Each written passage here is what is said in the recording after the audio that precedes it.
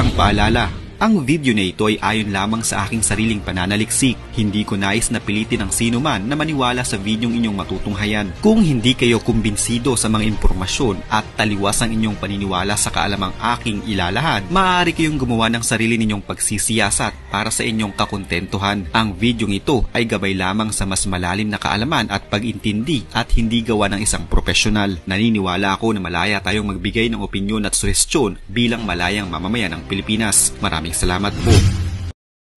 Magandang umaga, magandang hapon, magandang gabi. Saan ka mang parte ng mundo, ako po si Bong Lustre, ang nagsasabing pag walang knowledge, walang power. Ako rin po ang pambansang geologs ng Pilipinas.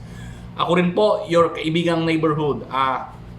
Gusto ko lang po sanang ikwento o sabihin sa inyo na si Maha Rose Andres Salvador Ortega ay nagsiselebrate ng kanyang 35th birthday o mas kilala natin sa pangalang Maha Salvador.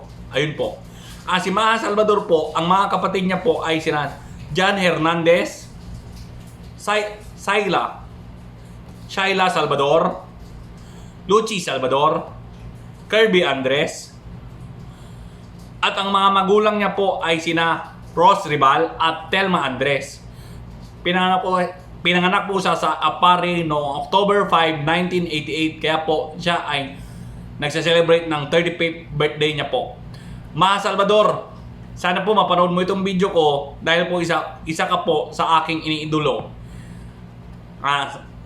Sa mga kakosa ko dyan, i-share nyo na po itong video na to para makarating po kay Maha Salvador na may isang simpleng Bong Lustre na bumabati sa kanya ng happy birthday. Thank you. Bye.